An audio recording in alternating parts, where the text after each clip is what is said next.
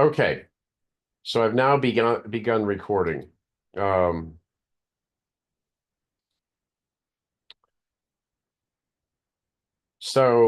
let's take a look at where we are today. Here is the course website. We go to the syllabus, and we're on the 10th of March. So today is going to be chapter 7, where we talk about exceptions, file I/O, and regular expressions.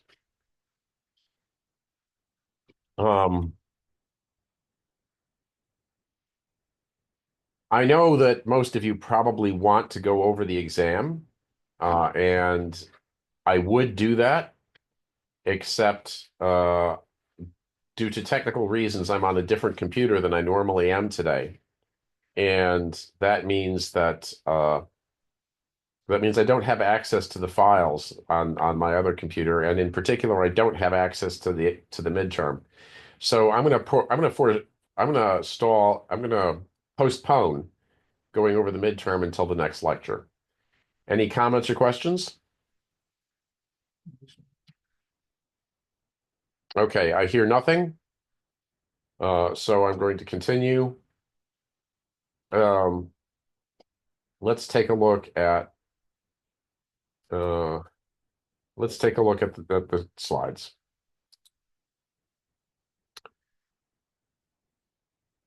All right. As usual, I have a little problem here with the way the screen sharing is working. Give me a second here. I think I can fix this.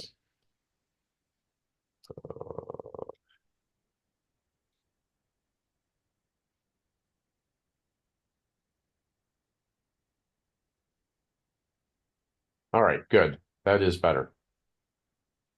Okay. So here is a class with here is a simple example of an exception. We have public class EX. We have static void test. And in this test method, I have string x equals null. Then I say char c equal x dot char at 0. And what happens when Java encounters this situation is since x is null and it's trying to call a member on something that's null, it does what it calls throwing a null pointer exception. And when it throws that, we automatically leave the method that we're in, and the stack unwinds, and it goes all the way down to the main method and exits. Okay, and you've seen this happen to your programs, of course. Uh, now let's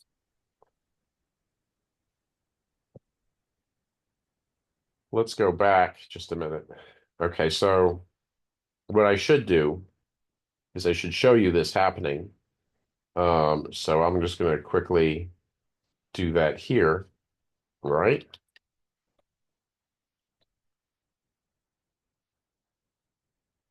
Actually, I probably have this saved somewhere, but whatever.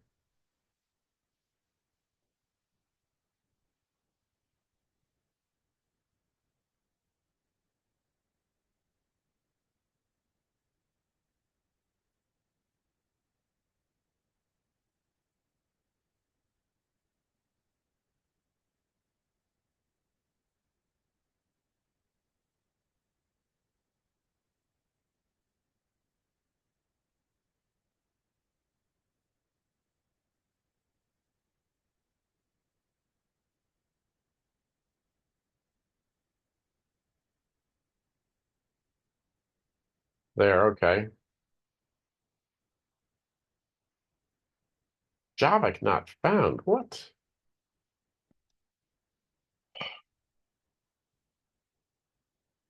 Sorry for this little delay.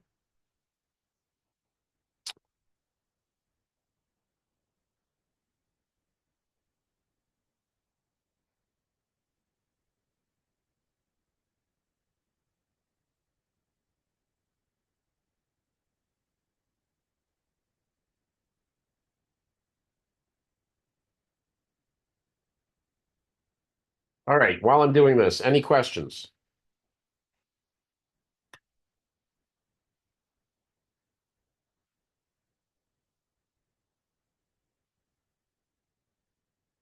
All right, I'm going to go back to my slides then.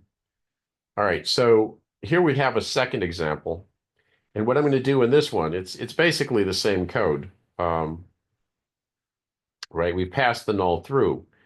Uh, we've passed the null in, and then we've got the caret here, and the null pointer exception gets thrown from here. But what we're doing this time is we're catching it. So this time the null pointer exception happens. It immediately exits test. It goes into test one. It immediately exits test one. And then it gets to here. And instead of exiting main and killing the program, it gets caught here. We catch null pointer exception. And then if you print null pointer, print stack trace, you'll see the same kind of thing that you normally see um, when your program fails. It's just that your program won't actually fail. Does that make sense to everyone?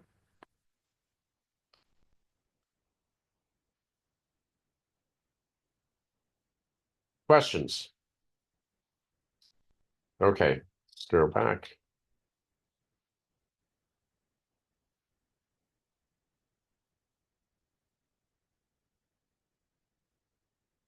Okay, so we got a null pointer exception, and you can see what it says. Cannot invoke string.char at int because local 0 is null. And then it gives me a stack trace. And we've discussed what the stack is before. So it says at line 4 is where we encountered the problem, but that was during the place in the stack where we were uh, here, right? And that was called from here. So all of those line numbers are listed in the stack trace. Does that make sense? Nobody has a question. If nobody has questions, of course, I can always present more material. And I advise you not to let yourself get lost about anything. Okay, so let's just modify this ex.java with a try catch.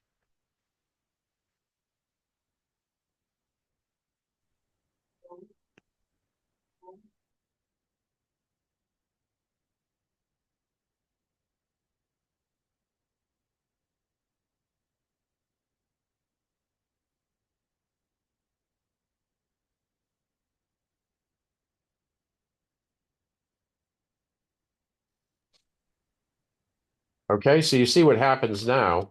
Now that I have the catch there, the stack unwinds and gets to here. Now, if I wanted to print this out, I could say npe print stack trace.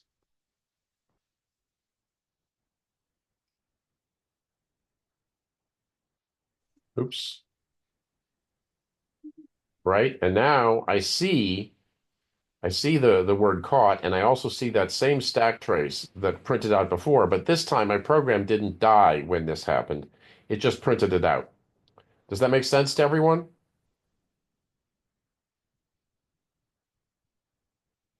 Okay. So so now let's talk a bit about the exceptions hierarchy. Okay, there are two kinds of exceptions in Java. There are checked exceptions and unchecked exceptions. And checked exceptions are a subclass of exception, which is a subclass of throwable.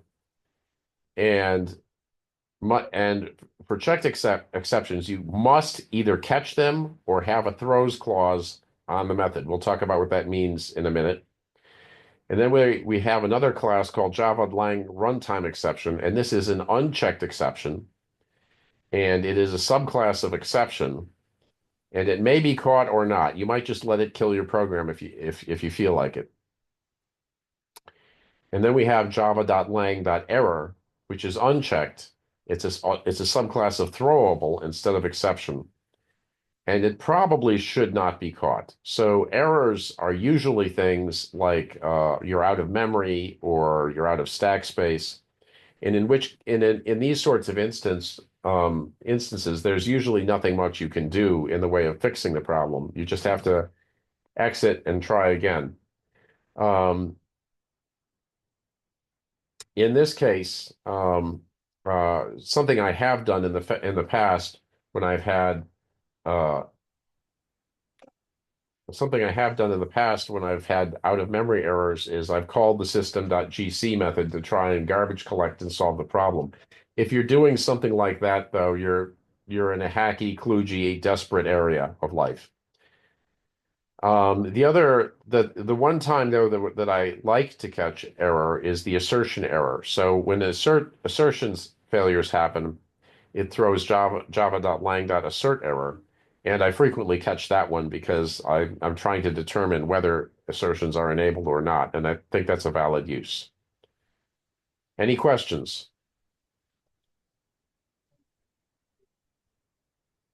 Would somebody just speak up again, just so I know my sound is working, please?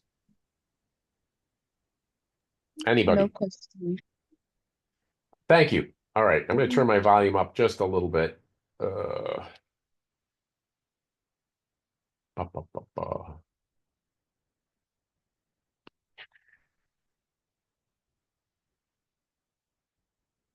right.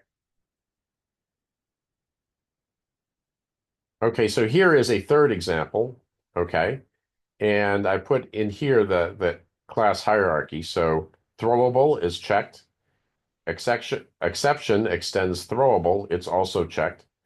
Runtime exception extends exception. It's unchecked. And error extends throwable, and it's unchecked. Now I told you about throws clauses. That's what you see here. So what you're allowed to do is you're allowed to put throws and then an exception of some type on on as part of the method signature. So in this case, we have public static void main string args throws exception. And this declares that it throws essentially all exceptions, because all exceptions that you want to make are probably going to be except a subclass of exception itself. And that means that if I throw an exception, my program will just die because if you put that on the main method, it means it will just die. If I put it on test one, it means that This is a reminder to drink water. if I put it on test one, it means that I will have, I don't have to catch it here. I can just let it go out of here. Now, there's a funny little thing about Java, right? If I want to insert throw exception here, and I have code after it, it's a compile error. It won't let me do it. But if I put if false here, then Java lets it go, right? So even though this code is still unreachable, it allows it to compile if I have an if false there. All right. So when this program runs, right, what's going to happen? Let's try and follow it through. So we start with main, and then we call test two. Test two is down here. In test two, we have try. This exception is commented out. We have int a equals new int 3, and then we have a4 equals 5. Okay, so what that's going to do is that's going to throw an array index out of bounds exception. That's going to be caught by this catch statement here, array index out of bounds exception. And what I'm going to do is I'm just going to print the exception itself. That's going to be just the message and not the stack trace. Now, I won't go into exception here because um, I won't go into exception here because that code is because it's already been caught, right, with the array index out of bounds catch. So let's try and take a look at that in a little more detail. I'm gonna shoot, that's not what I wanted to do. Let's you see my email client.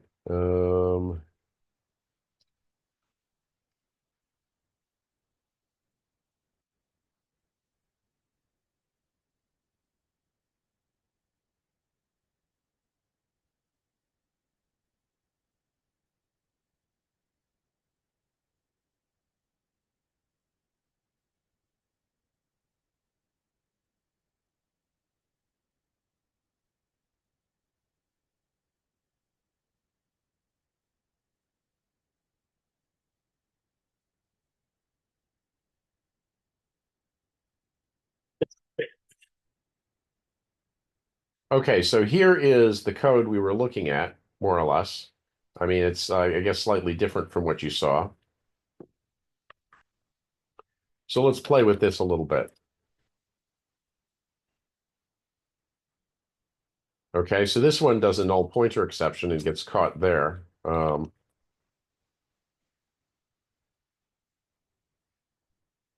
Let's try and make it look a little more like code here.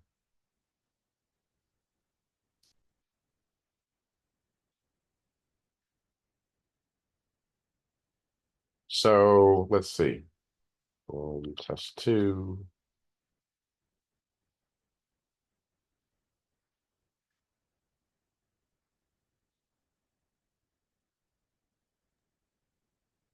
In test two, I have try.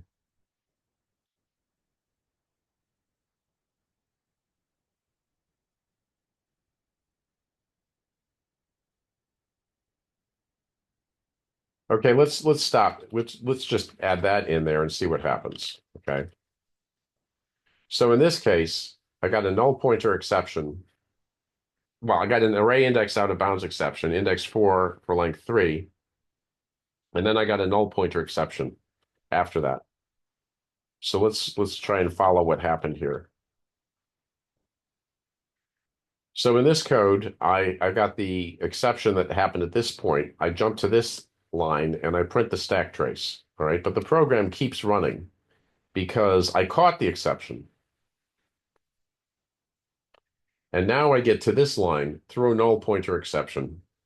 And when I get to throw null pointer exception, that bubbles out of that just kills my program, right? There's no stack trace. I'm just in main, and it dies. Everybody with me so far? Any questions? What would happen if you put A2? If I put A2, okay, like instead of 4, Yeah.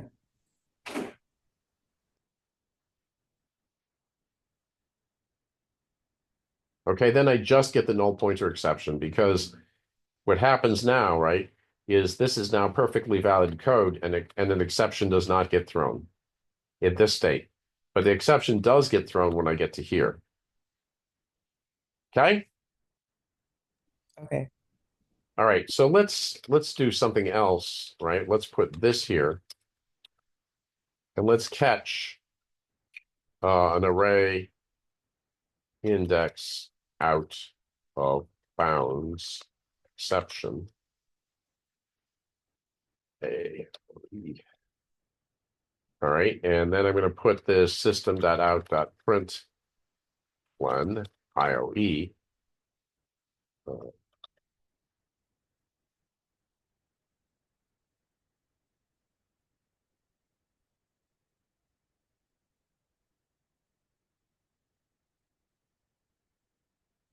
And of course, I need a semicolon.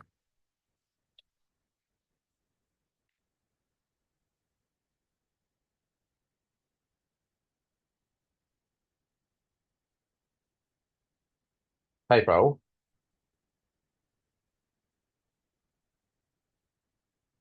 Okay, so now I get an array index out of bounds exception message. I don't get a stack trace though, right? This time because I mean I got a stack trace this time, but this time I didn't. And the reason I didn't, is because I caught it and I just printed the message here. Okay? So that's the way that happens. Any questions?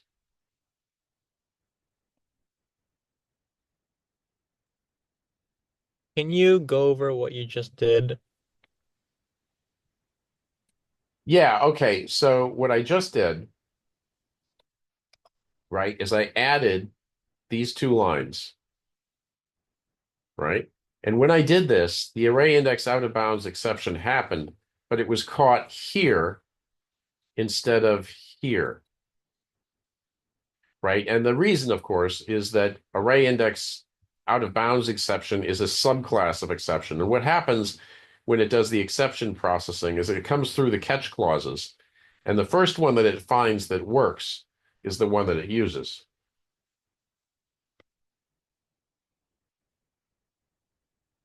So now, instead of being caught here and executing this code, it's caught earlier and it executes this code.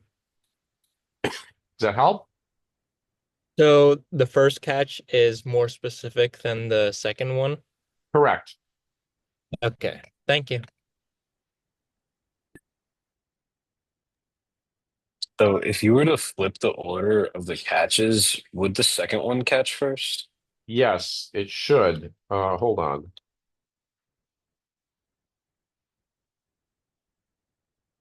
Maybe it'll yell at me though. Let's see what happens.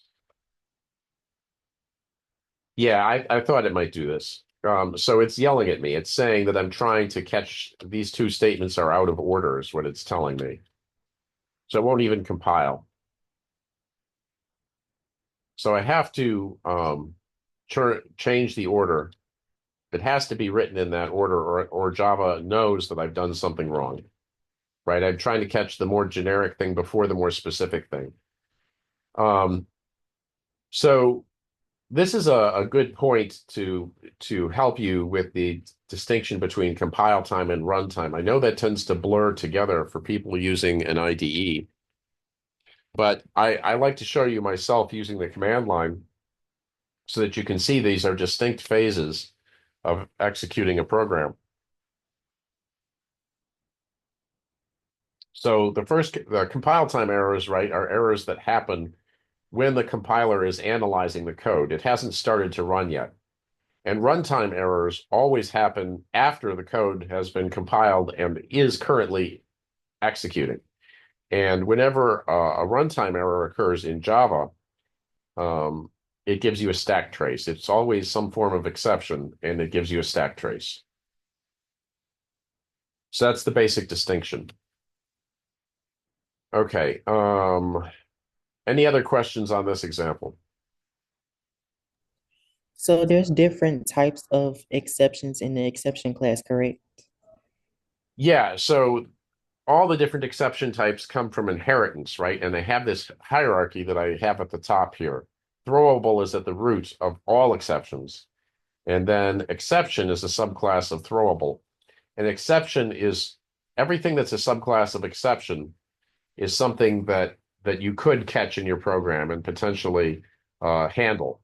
And then that subclass, beneath that class, there's another subclass called runtime exception, which are things that are unchecked. And then alternatively, there's beneath throwable, there's error, which is unchecked. Let me just go over the checked versus unchecked thing in a little bit more detail. So if I go here, right, and if I were to comment out that throws exception, this code will no longer compile. The reason is because the exception is a checked exception, and I'm neither catching it nor declaring it as a throws clause, right? So I have to put that throws clause here. Does that make sense to everybody? Yes. Okay, good. Could you re-explain the if statement in the test one method? Yeah, so what's going on here is Java doesn't like, so it's kind of an error to do what I'm doing here, right? I'm saying that I'm throwing an exception. And then I have code that comes after it. And this code clearly can never execute because the exception is going to happen. So you can sort of trick Java. Well, I don't know if it's tricking it. It allows you to do this anyway if you have an if true there. So if I put it like this, right, now I have an error because I have an unreachable statement. There's no way to get to this line because this line will cause me to exit the function, the method. But I can put either true or false here, and Java will be perfectly happy. I guess the idea is if I put that if statement there, that's me telling it, I know this is kind of bad, but just go with it. Does that help? So, did you do that just for the class, or is there like any like usage for that if statement? So the only reason for the if statement is to let the compiler through and not cause an error message for me. And I like to do that. The use is, right, I've got some bunch of code here. And I'm debugging. And while I'm debugging, I want to know, like, if I just get to this method, say, I just want to know, am I getting here at all? And if I am, just kill the program. This line will do it, right? I mean, there's a number of different ways I could do that same thing. I suppose another more obvious way to handle this would be to say assert false, right? I could do that, and then I could say Java minus EA EX3. But I don't even get to that line, right? Because I've got the index out of bounds thing that happens first. So that's telling me I don't even get there. But this is kind of like assert false, right? It's an exception that's, always going to happen. Does that make sense? Yeah, that makes sense. Thank you. All right. All right. So here is another code. And this is one of the fun sorts of things that we can do in quizzes and tests. I can give you, more complicated guess the output problems. So look at this code. I'll give you just a few seconds to glance at it and see if you can figure out what it's going to do.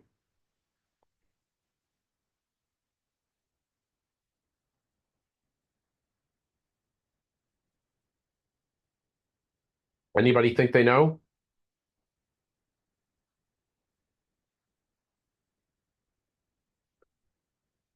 Okay, so the way to figure out what this program is going to do is to follow it line by line. So we're going to start with the main method. And the first thing we're going to do is set A equal to 5 and B equal to 3, right? Is 5 greater than 3?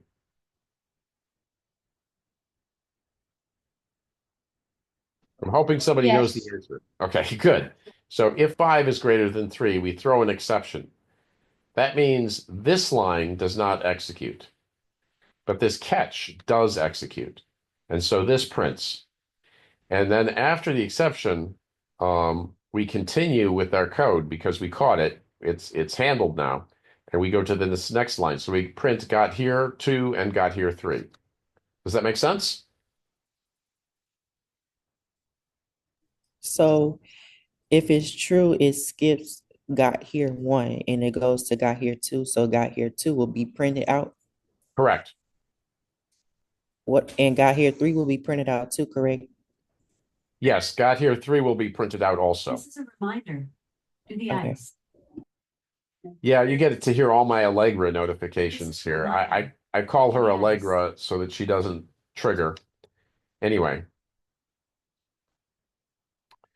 Okay, so now let's take a look at creating our own exception classes, which is something you can do. So I'm going to create a class called myEx, and it extends exception. And then I have this static void test method, and I have a try catch, and I have if true throw my x, and then I have a print statement which we know doesn't happen, and then I catch my ex, and now I'm going to do what's called wrapping an exception. I'm going to throw new runtime exception with my exception inside it. Why would I do this? Well, the reason I'm doing this is because my exception extends exception, and therefore it is a checked exception. And if I'm going to throw it, I must either catch it or declares it as throws. But I can get around this by rethrowing it. And this time what I do is I say new runtime exception. So I create a runtime exception class and I give it my exception as an argument. And that is going to allow me to not have a throws clause here because this is a runtime exception and it's perfectly legal for that to pass through. So uh, let's take a look at this.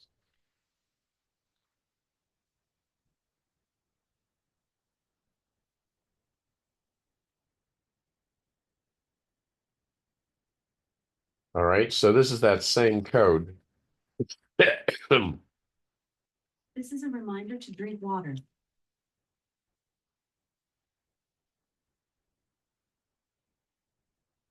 Right? And now when you see the exception, because it's wrapped, you have the exception, runtime exception, and where it's thrown from. And then you have a caused by and my X along with where it comes from. Does that make sense?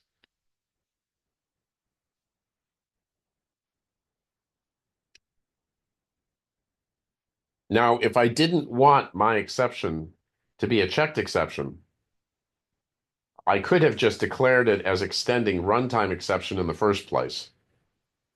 And then I wouldn't, have to do this kind of thing if I wanted to get out of checking. In my opinion, Java would be better off without the concept of checked exceptions, but they didn't ask me. All right. Any questions? Can you go over it just one more time? Yes. So the idea is, um, I have, in this case, I'm throwing an exception. Well, I'm creating my own exception, and I do that by extending one of the existing exception classes, like exception or runtime exception or error. And in this case, I chose exception. And because I chose that, it means that I have a checked exception, and that means I must catch it. So when I say if true, throw my EX, that means I must either have a try catch here, or I must have a throws here. In this case, I do have a try catch, and it's here. But because of some other code that's around here, like let's say I'm adding this exception somewhere, um, I don't want to have to go through and refactor all my code by adding throws, my EX all over the place. So what I do instead is I'm going to wrap it with a runtime exception and rethrow it. And that just means that I pass the instance of my EX to a new runtime exception and throw that. And runtime exception is not checked, so I don't need a throws clause here. And that's why this can go through. Now, alternatively, what I could have done is I could have said throws runtime exception here, and then I wouldn't have needed to try catch at all. Okay, so I could have done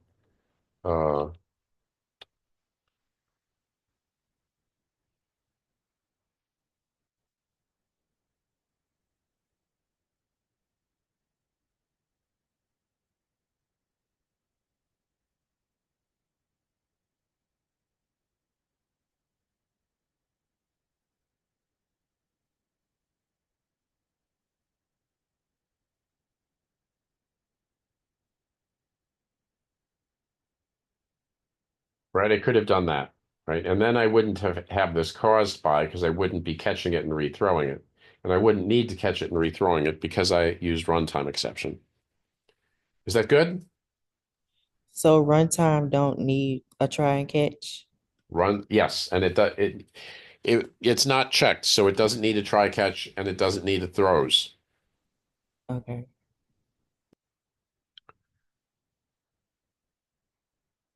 So let me just do that one more time.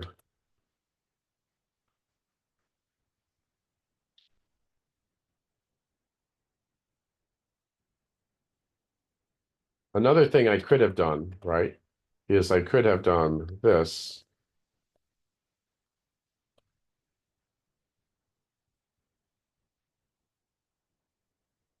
And if I do this, now I've got another problem. Because on line 11, I'm not catching it. So I could do this.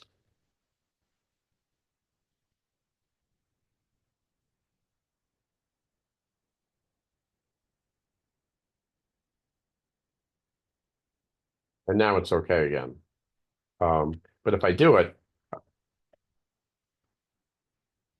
nothing happens. So one of the worst things you can do is the thing I just did. and that is to catch an exception and have an empty method body for it, because that means you never know where you did it. And my rule of thumb is if I'm going to catch it, I'm going to usually put this here, because if I don't do that, then I'll never know uh, where my code failed, right? It'll just fail and I won't know why. It'll be very hard for me to find that there was an exception that was caught and ignored. So it's kind of important to always put that there. I mean, another sort of way you can flag it for yourself, right, is you could put an assert false there. And if your code is misbehaving,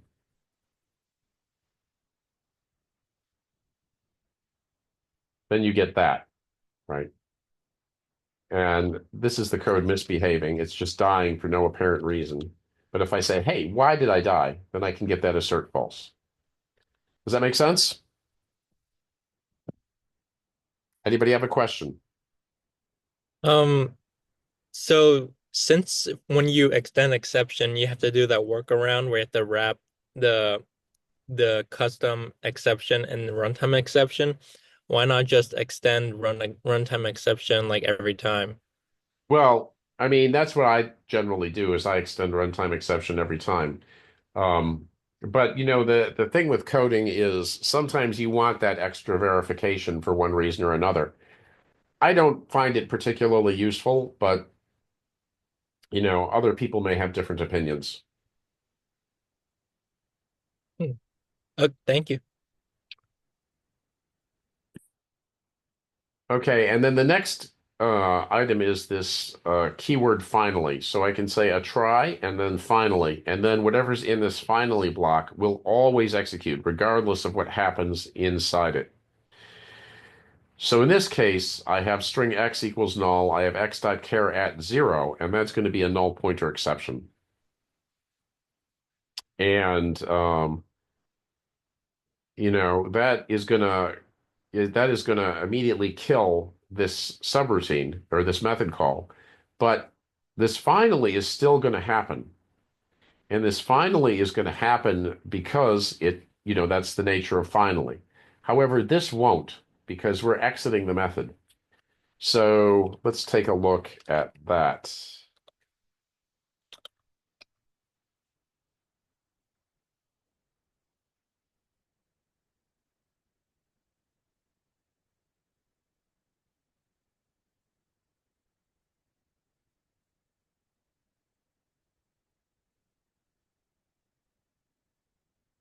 Okay, so you see that my program died with a null pointer exception, but the word finally printed. So I didn't get hello and I didn't get after. I only got finally.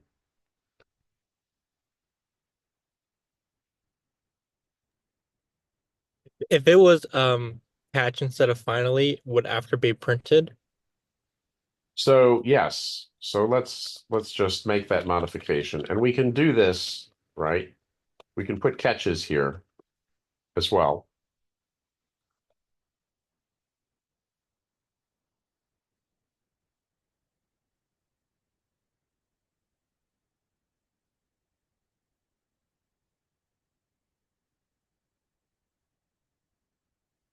Now I get different behavior. Caught, finally, and after. So the only thing I don't see in this case is the hello. Make sense? I thought the finally keyword exited the method. No, it does not. Finally keyword does not exit the method. Oh, okay. That makes sense. Thank you. All right.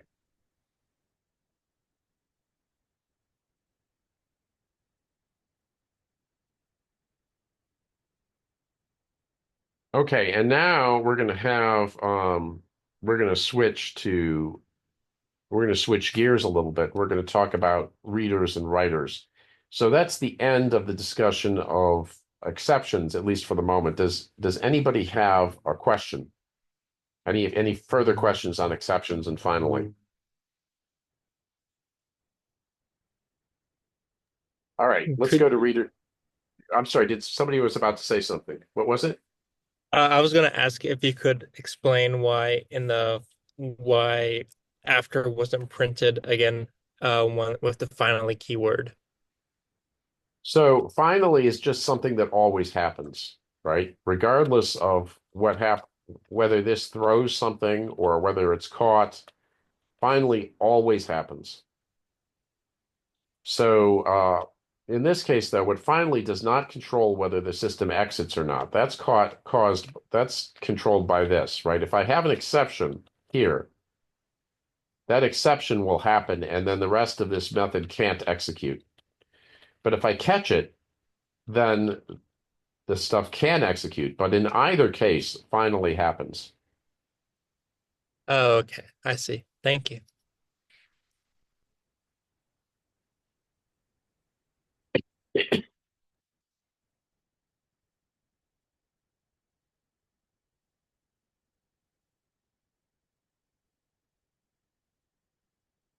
All right, so this is a big, long class with a lot of stuff in here, and I want you to all to go over this class and make sure you understand everything that's in it, because everything that's in it is potential quiz and test material. So the first thing I'm going to look at is formatting. And some of you may be familiar with this in part from your 1350 class, depending on what your instructor covered. But the idea is you can either use printf or you can use string.format to get formatting. In this case, in this example file, I used string.format. And the notion here is we have a string which describes how I want to format my output. And then we have things that get inserted into that string. So in this case, %s stands for a string. And then this x is that string. So this x will get substituted here. And %n is a generic new line. So on Linux, that's just a line feed. And on Windows, that's a carriage return plus a line feed. Those are just characters of output that the operating system wants to see. And then I think on Mac, it's just a carriage return. So there's potentially three different ways to make a new line, depending on which operating system you're using. And %n is sort of generic. It should work in any of those places. Now, if I put a 3 before the S, right, that's telling my formatting string that I want this S to be at least 3 characters wide. So if the string I'm feeding it is shorter than that, it's going to stick empty spaces on the front until it's the right length. So if you're doing printout on an ASCII terminal and you want things to line up, you might use something like this.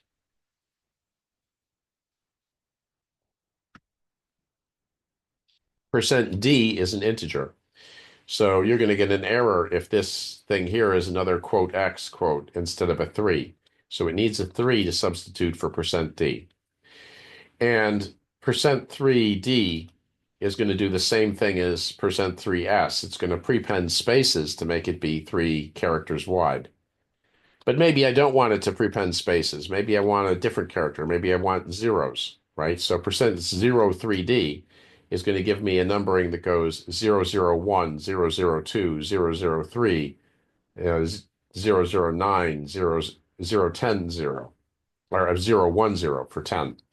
So this is useful, for example, if you're constructing file names and you want them all to have that sort of pattern to them that I just described. Any questions so far?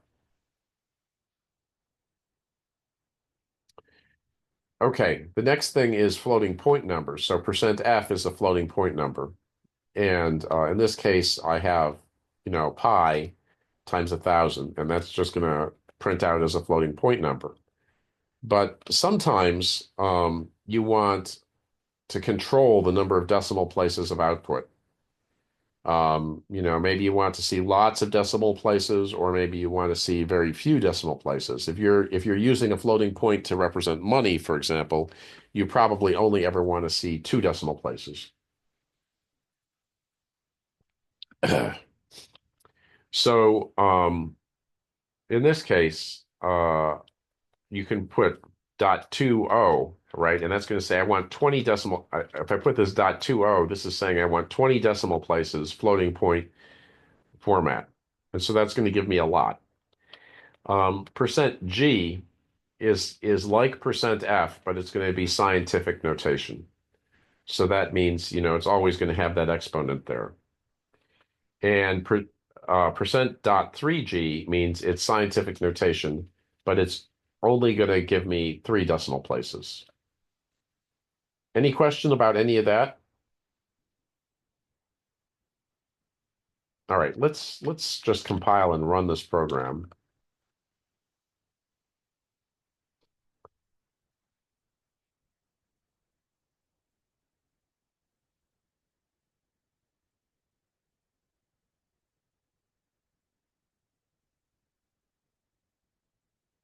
Oh, that's unfortunate. I have an old Java on this machine. I had to install 17 and it's not understanding this.